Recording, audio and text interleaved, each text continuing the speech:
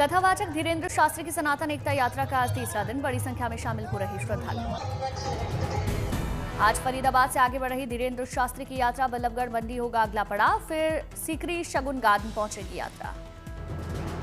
धीरेन्द्र शास्त्री की यात्रा में चरम पर दिख रहा लोगों का उत्साह, जय श्री राम के नारे से गूंज रहा माहौल।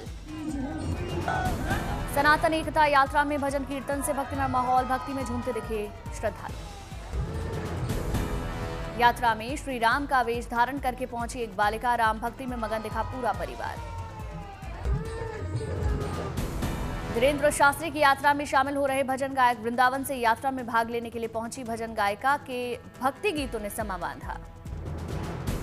पद यात्रा में दिख रहे भक्ति के अलग अलग रंग, दिल्ली के हरी हाथों और गले में रुद्राक्ष की ढेर सारी माला और गले में सोने की आधा किलो की चेन पहनकर यात्रा में पहुंचे। दिल्ली से वृंदावन तक पदयात्रा करने निकले धीरेन्द्र शास्त्री, बीती रात फरीदाबाद में हुआ विश्राम। 16 नवंबर को वृंदावन के श्री बांके बिहारी मंदिर पहुंचेंगे धीरेन्द्र शास्त्री, वहीं पर होगा यात्रा का समापन। 7 नवंबर को दिल्ली के छतरपुर मंदिर से शुरू हुई धीरेन्द्र शास्त्री की यात्रा 10 दिनों में 170 किलोमीटर से ज्यादा की तय करेंगे दूरी। धीरेन्द्र शास्त्री की पैदल यात्रा में दिखा तिरंगा यात्रा का रंग, विशाल तिरंगा थामे बड़ी संख्या में श्रद्धालु हो रहे शामिल, देशभक्ति का संदेश। कहां से आप लोग? हिंदुस्तान।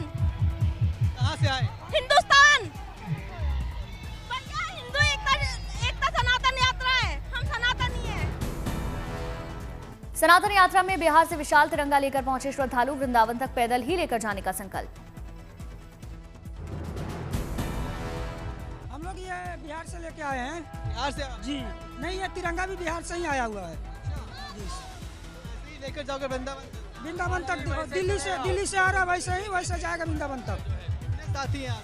हम लोग कम से कम 6-7 लोग हैं। सनातन यात्रा में भगवा झंडों से पटा पूरा रास्ता, धीरेन्द्र शास्त्री की पिछली ओरछा यात्रा में शामिल रहे बहुत से श्रद्धालु पहुंचे। दिल्ली, हरियाणा और यूपी के 422 से ज्यादा इलाकों से होकर गुजर रही धीरेन्द्र शास्त्री की यात्रा, श्रद्धालुओं में खासा उत्साह, जगह जगह स्वागत की तैयारियां। धीरेन्द्र शास्त्री का दावा 5 करोड़ लोगों तक पहुंचेगी यात्रा, करीब 2 लाख लोग इसमें हो रहे शामिल। यात्रा के दौरान हर पड़ाव पर धीरेन्द्र शास्त्री कर रहे सत्संग और प्रवचन, समाज को एकजुट होने का दे रहे संदेश।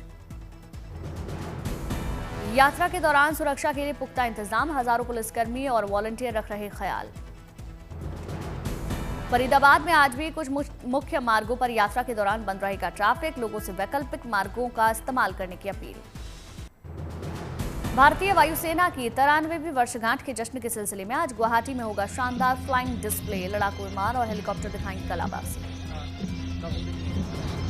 ब्रह्मपुत्र नदी के लाचित घाट पर होगा mega air show, Sukhoi, Rafale, Tejas और मिराज सहित कुल 75 लड़ाकू विमान होंगे शामिल। सूर्यकिरण एरोबेटिक टीम और सारंग हेलीकॉप्टर भी इस दौरान दिखाएंगे हैरत अंगेज करतब। वायुवीरों का पराक्रम देखने के लिए मौजूद रहेंगे रक्षा मंत्री राजनाथ सिंह। पूर्वोत्तर भारत में पहली बार होने जा रहा वायुसेना का बड़ा प्रदर्शन, एयर पावर दिखाने के साथ ही पूर्वोत्तर के युवाओं को सेना में करियर अपनाने के लिए प्रेरित करना मकसद। आज से शुरू होगी दिल्ली के शंघाई के लिए सीधी हवाई सेवा, चीन की चाइना ईस्टर्न एयरलाइन शुरू करने जा रही सर्विस।